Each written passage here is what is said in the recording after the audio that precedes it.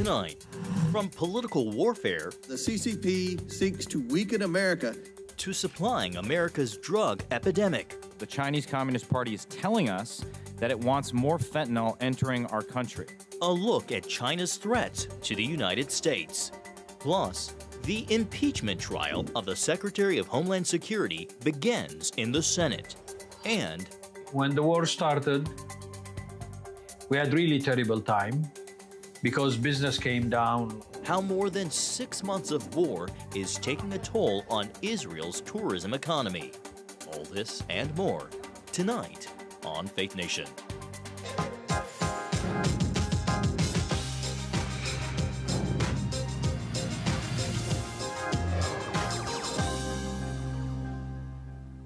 Security experts are sounding the alarm on China's growing threat to the U.S. Thank you for joining us. I'm Tara Mergener. And from the CBN studio in our Washington bureau, I'm John Jessup. Well, no bullets, no missiles, a Chinese war without firing any shots, instead wielding its political influence. That was the warning that echoed across the U.S. Capitol today. And analysts are cautioning China is infiltrating American industries, and it is already hurting local communities. CBN White House correspondent Abigail Robertson followed that hearing and how U.S. leaders plan to respond. Abby. Well, Tara, today experts testified about China's increasing efforts to weaken America in a quiet yet pervasive way, urging federal agencies to wake up to the new political warfare. The U.S. government needs to relearn political warfare, and someone needs to be responsible for the political warfare effort and its success or failure. Currently, nobody is. And we should fight back. Republicans claim the threat from the CCP is grave. And if Democrats do not want to confront the threat of Chinese Communist Party's political warfare against the United States, I believe that is a serious mistake. While Democrats maintain China is just imitating and following Russia. Russia spreads terror with rape, child kidnapping, torture, and murder. And China is assisting Russia in this filthy war of aggression by helping Putin rebuild its military-industrial complex. As both sides acknowledged foreign adversaries working to deepen division in America, things got heated between the chair and ranking member. We know that Donald Trump had a legitimate business that he talked about and he campaigned on. The legitimate business was the White House. He sold the White House. Oh, give me a break. Somebody needs therapy here, but it's nobody on our side of the aisle, okay? Enough. No, honestly, back to the China you had your chance. I would like my time restored. The House Select Committee is also examining China's role in the ongoing fentanyl crisis. Simply put, without China's production and export of fentanyl and fentanyl precursors, there would be no fentanyl crisis in the United States, and the mass slaughter would effectively stop. Former Attorney General Bill Barr charged that those distributing the fatal drug are committing outright murder. Those who ply and enable this trade know with moral certainty that they are killing people on a mass scale.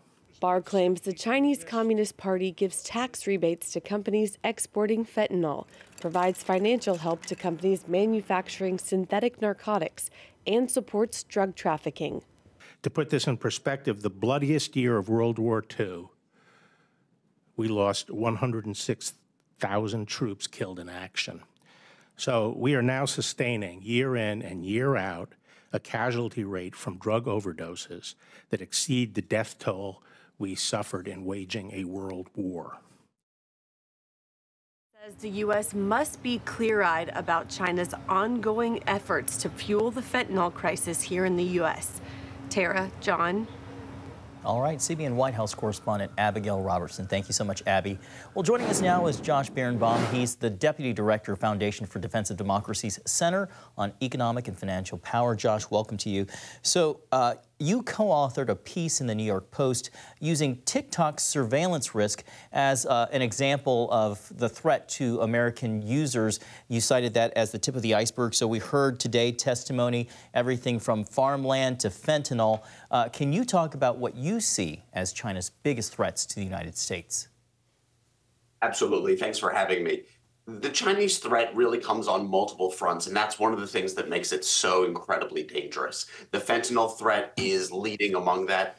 Hundreds of thousands of Americans are dying, And that's the direct result of the practice of selling precursors by the Chinese government-fueled companies and by government-fueled money laundering services that the Chinese government is enabling.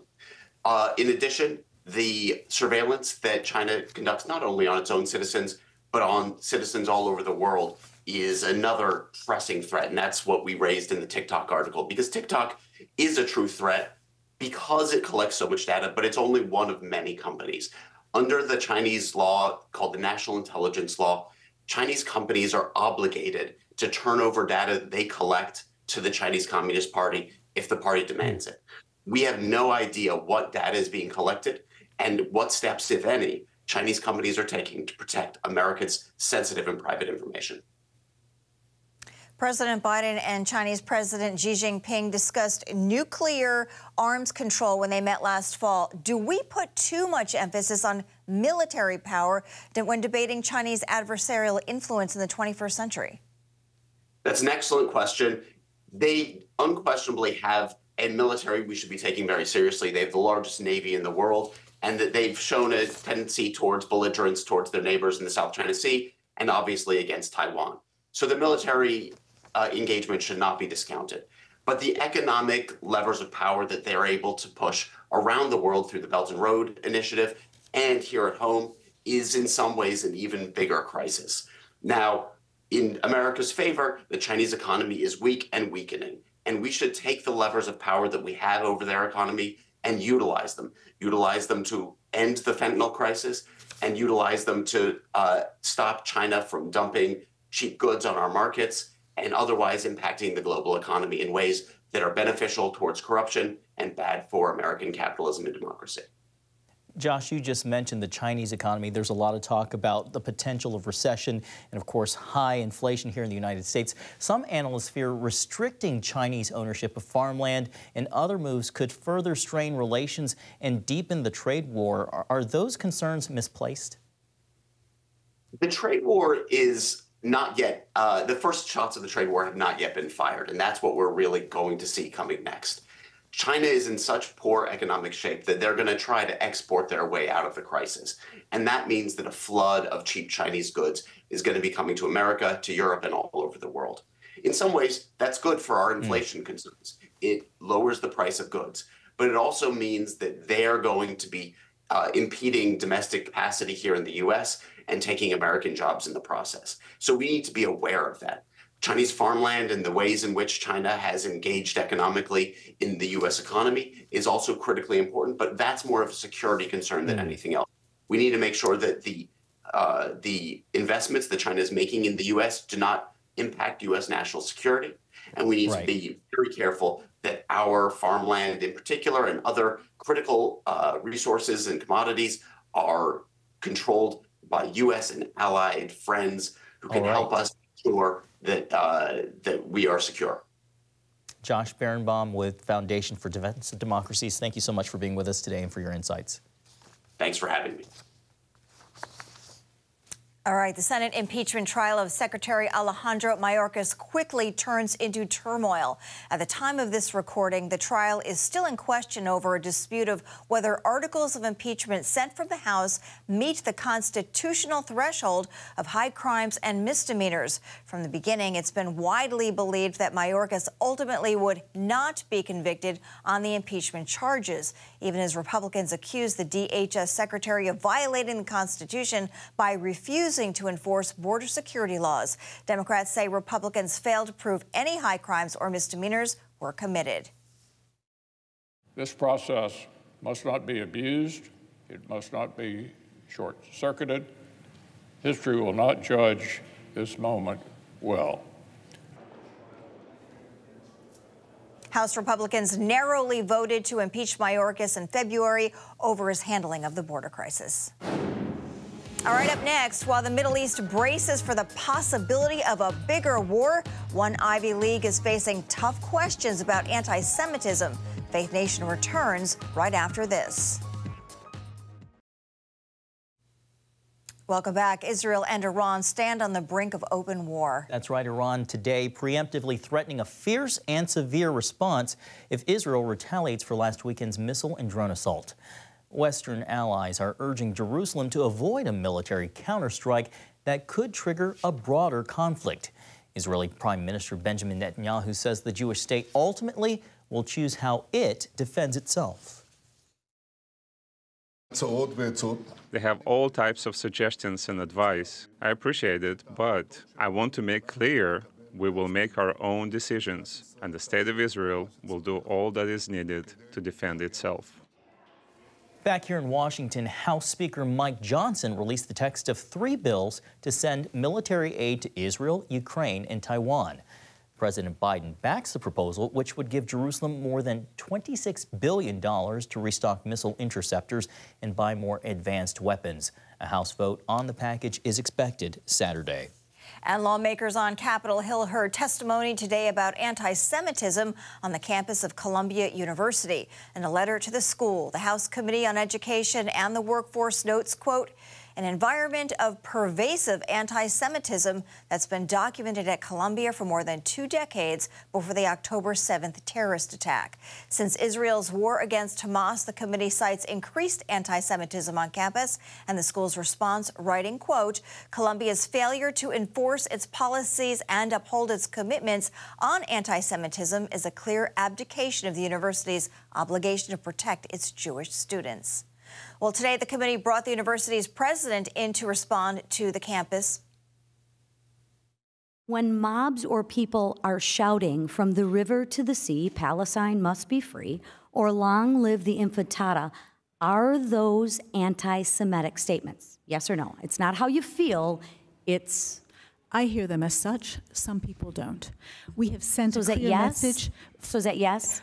We have sent a clear message to our community. I'm not asking about the message. Yeah. Is that fall under definition of anti-Semitic behavior? Yes or no? Why is it so tough? Maybe I should ask your task force. Does that qualify as anti-Semitic behavior, those statements? Yes or no? Yes. Okay. And that task force, set up in the wake of the Hamas October attack, is set to issue a report come May that will outline students' experience with anti-Semitism and better define what anti-Semitic behavior looks like. In the meantime, they've issued a report recommending new rules around protests on campus. The war in Gaza is crippling Israel's once thriving tourism industry, and with the threat of a wider war, that's unlikely to change anytime soon. Chuck Holton reports from Jerusalem, where local businesses are struggling to survive. The streets of Jerusalem's old city, normally bustling with tourists, now lie eerily quiet. The number of visitors coming here plummeted by more than 80% during the last months of 2023. I'm at the Tower of David overlooking the old city of Jerusalem, and I am the only person in this entire complex. That's because of that sound you hear up above me, the fighter jets that are going overhead. This war has crushed tourism in Israel, and although it might be a once-in-a-lifetime opportunity for me to be the only person in the entire Tower of David complex, for the people who make their living off of those tourists, this has been an absolute catastrophe. Recently, when the war started, we had really terrible time because business came down, like I could say, almost 100%. Many shop owners in the old city have been forced to close their doors, unable to pay rent and taxes without the steady stream of tourists they've relied on for years. You eat what you save now, okay? We are paying rent. We are paying our taxes, municipal taxes, electricity, water. Everything is you have to pay. Because once you don't pay, I mean, it will add up and then you are in big trouble. Instead of having sales a day, now we're having one sale probably in 2 weeks. 75–80% of the shops are closed. I have a shop online. You know, many Christian tourists have came to here, and you know I have a good reputation, and this is what have saved me. Other shops who have no reputation and have no online did not make it.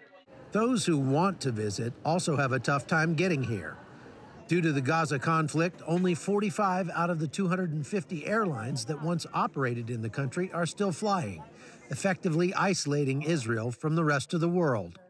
The Palestinian Arab Muslim shopkeepers that are left down here in the old city are suffering right alongside everyone else. But the real frustrating thing is that in months of coming down here and talking to these guys, I've yet to find one single Palestinian shopkeeper who will condemn what happened on October 7th. My hope is that both sides will understand that violence will bring violence, and peace will bring peace, and time to forgive each other and start a new page. After COVID and now the war, Israel's once thriving tourism industry is facing a multi-year catastrophe. The sector, which once employed more than 200,000 Israelis and accounted for 3% of the country's economy, will likely take years to recover. From Jerusalem, I'm Chuck Holton for CBN News. Thanks, Chuck. Coming up, from powering our cell phones to directing the world's internet traffic, why experts warn data centers pose a big threat to our energy grids.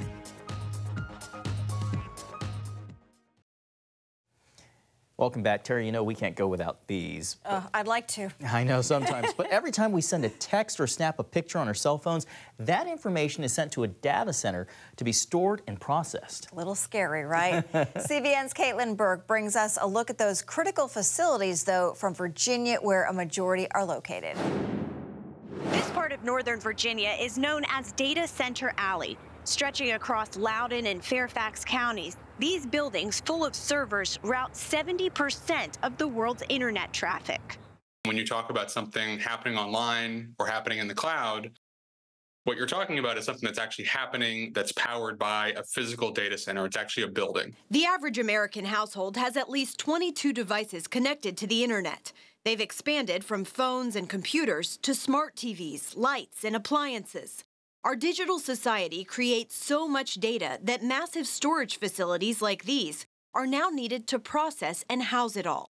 Rather than have each individual business or individual internet user have their own server for their data, a data center aggregates all of our collective computing needs in one facility. And by doing so, the facility is more secure, more reliable, more efficient. While data centers provide a critical service, they also require a tremendous amount of electricity. It is not uncommon for a data center to require as much power as, let's say, 25,000 homes. Affordable and reliable power helped draw these facilities to Virginia. Their predicted growth, however, is raising concern we could reach a point when utilities and even the power grid itself won't be able to keep up. Think over the last 5 years, basically the power demand from data centers in our service territory doubled. And looking forward over the next 15 years, we projected that power demand from data centers is likely to quadruple, nearly quadruple from what it is today. Dominion Power spokesman Aaron Ruby wants to assure Virginia residents plans are in place to deal with this growing need. If power demand is going to nearly double over 15 years, then that means we need to nearly double our power supply over the next 15 years, which means we need to build a significant amount of new power plants. Additionally, we need to build a significant amount of new power lines, transmission lines, distribution lines, substations, to be able to deliver nearly twice as much electricity to our customers. Ruby says Dominion's plan for the future relies on a mix of energy sources, and 95% of them will be carbon-free. That includes the country's largest offshore wind project, the second largest solar fleet, expanding battery storage, and exploring next-generation nuclear power. Only 5% of new energy will come from natural gas. Still, these major grid updates cost money, and some of Dominion's residential customers don't want to pay this industry's power bill. The truth is that if you remove the data center industry, Virginia is not experiencing this explosive kind of transmission need. This need for new generation. Elena Schlossberg with the Coalition to Protect Prince William County points out that while data centers pay for their power use, taxpayers are on the hook for financing the new infrastructure. All of us, the residents, are covering the cost of these massive transmission lines. And at some point, we're going to need to build all the generation. What is happening in Virginia is not normal. Schlossberg worries that being the data center capital of the world will eventually destroy her state. These don't belong near homes, they don't belong near national parks, and they certainly don't belong in your drinking water supply watersheds. Something has to change. For example, a lawsuit is underway against a complex planned across from Manassas National Battlefield Park. Dubbed the Digital Gateway, many area property owners have agreed to sell rather than live next door to such a massive industrial development. Data centers are destroying communities. They are taking too much electricity, too much fossil fuel, too much water, and too much land.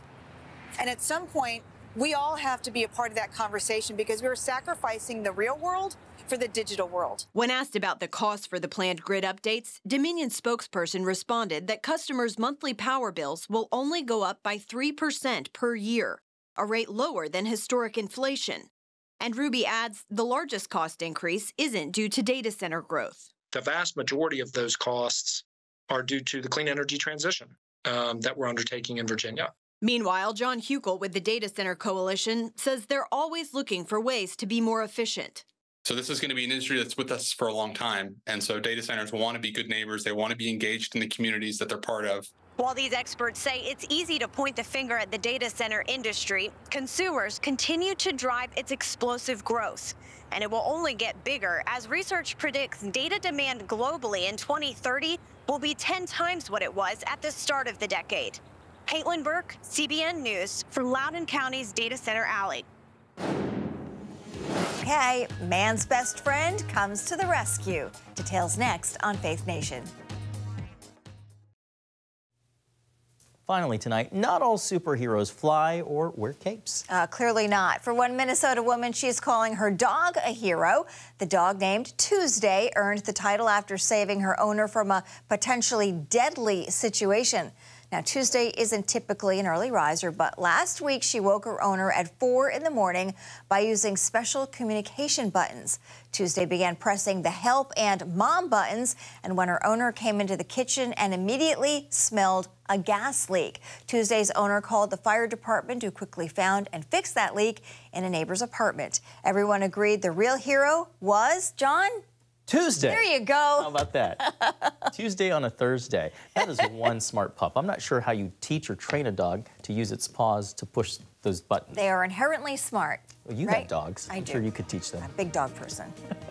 Well, thanks so much for watching Faith Nation. We'll see you tomorrow.